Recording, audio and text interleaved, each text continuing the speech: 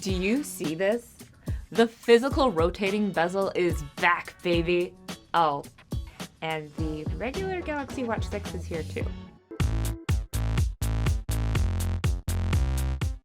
Clearly, I've got bezels on the brain, but I cannot overstate how happy I am that Samsung's seen the error of its ways and brought back the classic for the Galaxy Watch 6 series. I, and apparently a bunch of y'all, felt bummed when Samsung did away with it last year for the Galaxy Watch 5 and Watch 5 Pro. I mean, it was an iconic feature that really set Samsung apart, and the digital bezel just didn't work as well. Playing around with the bezel underscored how much I really missed it last year, and using it again felt like getting a warm hug from my grandma.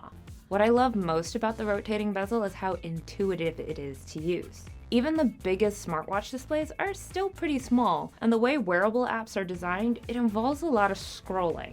The rotating bezel gives you more control over the speed, and it's very forgiving compared to the digital bezel. With the touch bezel, you have to be more precise. Your finger also has to travel around the whole screen, whereas you can just sort of stay in place with the physical bezel. And because it's physical, it's immune to sweaty fingers or gloves. Plus, it just has this really satisfying click.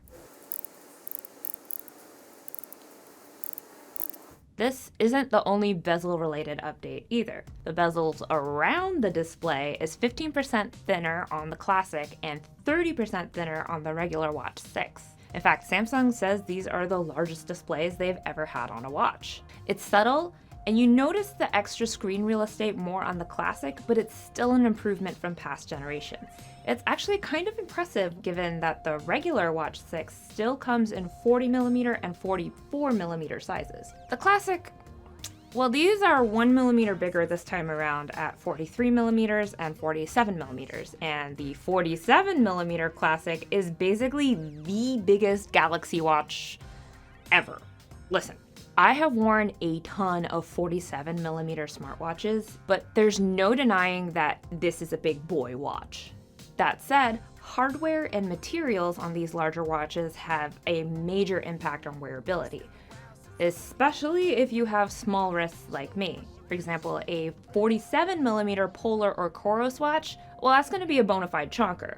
47mm on the Classic, well, it wears small-ish, and it helps that it's relatively thin and light for this size. Side by side, it was very similar to the 49mm Apple Watch Ultra. The 43mm Classic is, however, noticeably lighter. If you really want thin and light though, the regular Galaxy Watch 6 is gonna be the better choice in both sizes. Other than that, the hardware and design hasn't really changed much. If you've seen a Galaxy Watch 4 or 5, you know the deal.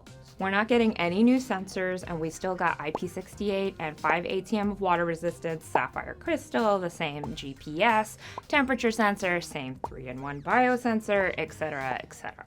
The watches, however, are getting a bit of a performance boost. The Watch 6 series has a shiny new Exynos W930 chip with 2GB of RAM and 16GB of storage. Supposedly that translates to 18% faster performance, but it's too early to say whether it makes a notable difference. These were demo devices in a controlled setting, so it's not fully representative of the final product. Another minor update, Samsung's introducing a fabric band and a one-click strap mechanism, and thank God. The fabric band is similar in feel and texture to the Apple Watch's nylon sport loop, which is great if you have sensitive skin or you want something a little more breathable.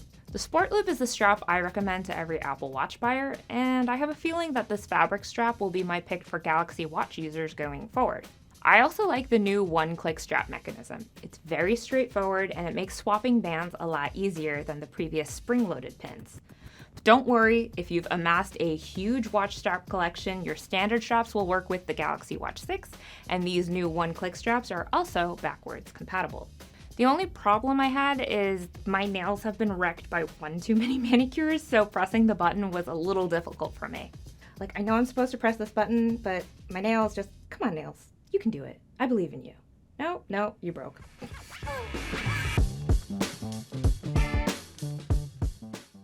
The main changes this year are coming via software updates. Namely, these are going to be the first watches to launch with WearOS 4. Never mind that WearOS 3 still isn't fully rolled out yet to every compatible Android watch. Doesn't matter, WearOS 4 is here. The big thing about WearOS 4 is it's supposed to extend battery life, which, as you may know, has been an issue for Samsung since switching from Tizen to WearOS.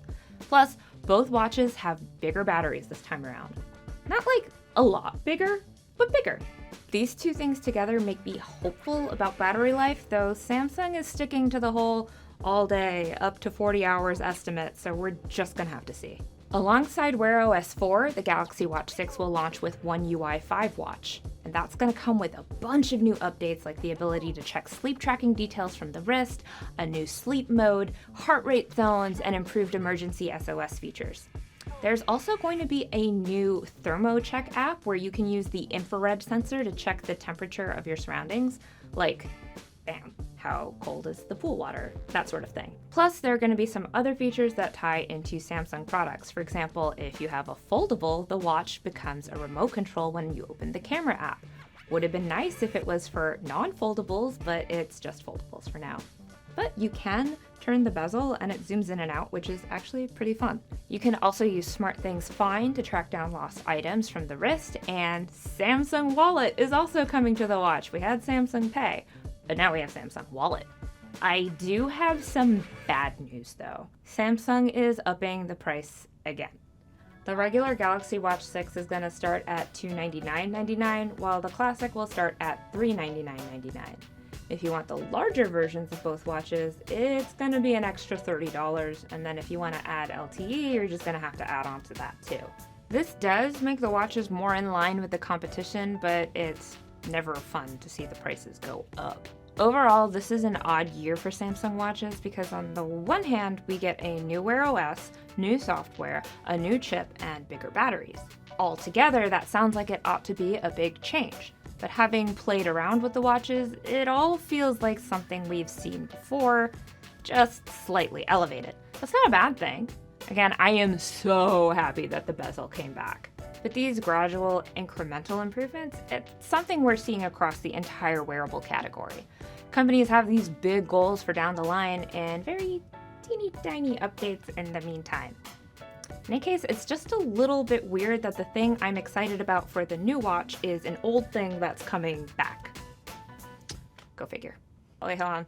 Bezels, bezels, bezels, bezels, rotating bezels, bezels, bezels, bezels, bezels. That was our Samsung Unpacked hands-on for the Galaxy watches. We're getting review units in, so keep an eye on TheVerge.com.